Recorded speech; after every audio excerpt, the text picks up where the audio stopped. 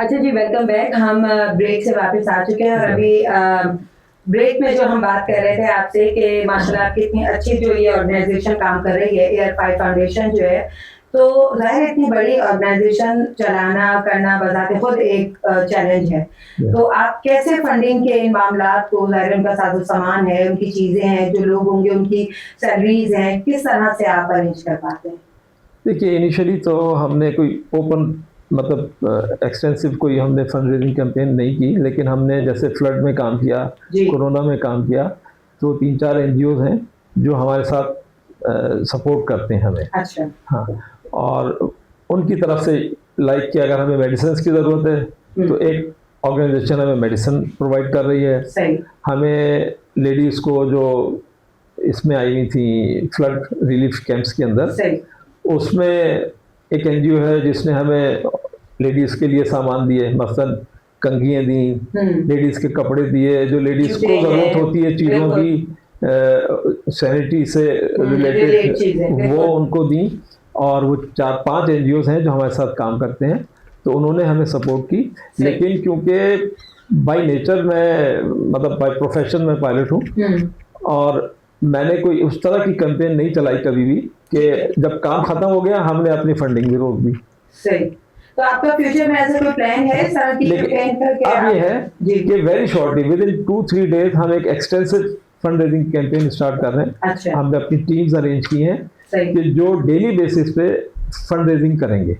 सही है। और हम ये चाहेंगे कि कोई चैनल्स के ऊपर भी हम आएँ और चैनल्स के साथ मिलके हम कोई फंड रेजिंग कैंपेन करें। सही। आपके साथ भी हम चाहते हैं। तो मैं एक सिंध में एक बड़ा शदीद सैलाब आया था, तो ये मैं इस बात का चश्मदीद गवाह हूँ कि कैप्टन साहब ने कराची के इलाके में एक सरकारी स्कूल में अपना कैंप बनाया था और बाकायदा तिब्बी मुआयना होता था और in case of emergency ration भी प्रोवाइड होता था लोगों को। हाँ, थोड़ी सी मैं डिटेल बता दूँ आपको।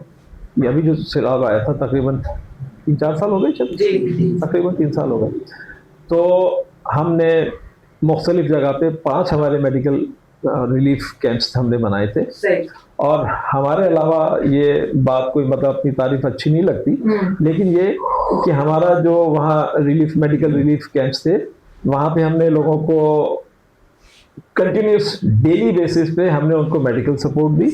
वहाँ हमारे डॉक्टर पैरामेडिक्स होते थे, मेडिसिन उनको दी, औरतों बच्चों को खाने पीने का सामान दिया, जूते कपड़े दिए, सैनिटरी आइटम्स दिए, और हमने उनको वापसी के टिकट भी दिए।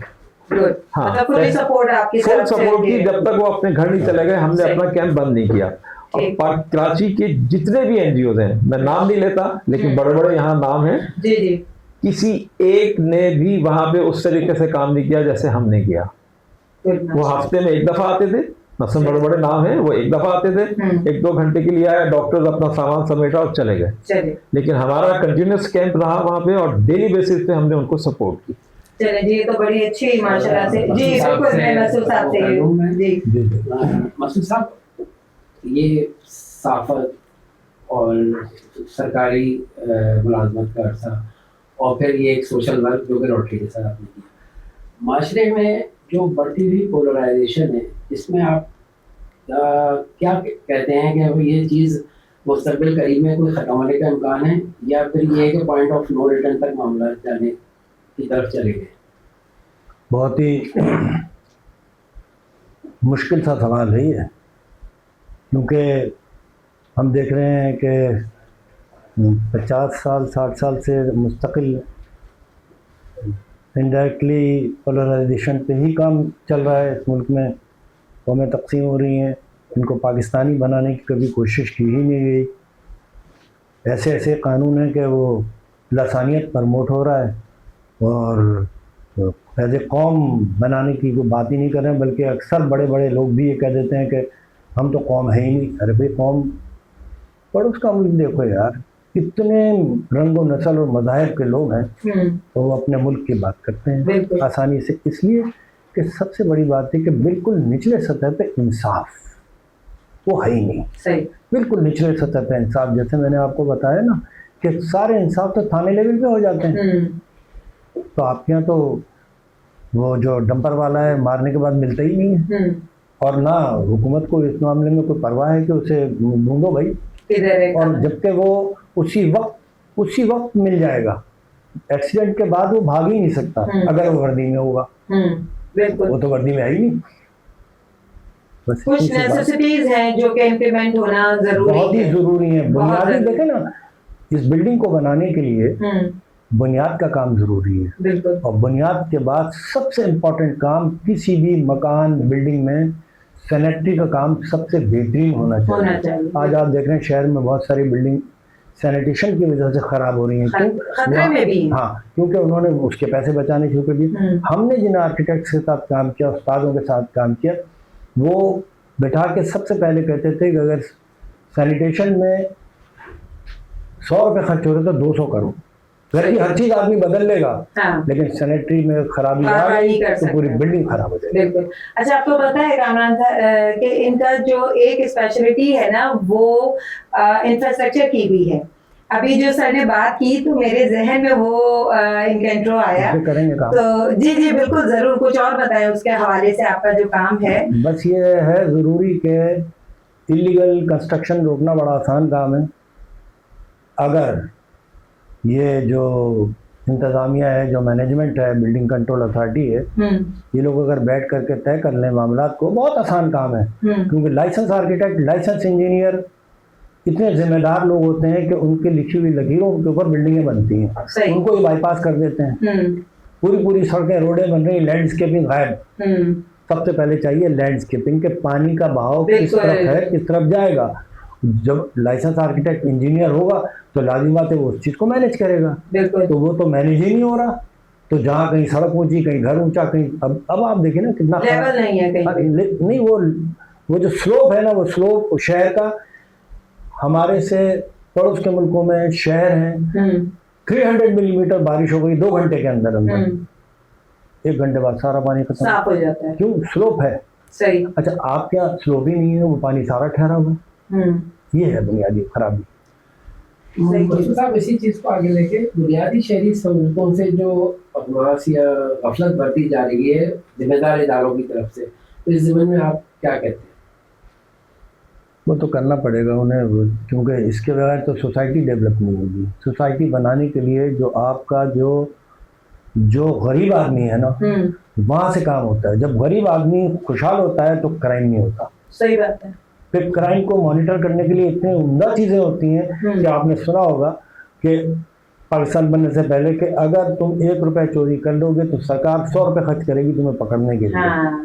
सही। और वो 100 रुपये जो है ना, वो बहुत बड़ी ताकत रखते थे कि फिर आदमी कोई चोरी करने की हिम्मत नहीं करते थे। लेकिन यहाँ तो सब बाईपास। अच्छा, मुझे एक बड़ी अच्छी बात अभी समझ में आई जो आप बात कर रहे थे इंफ्रास्ट्रक्चर के हवाले से, या जो इलीगल वो होती है कंस्ट्रक्शंस होती हैं।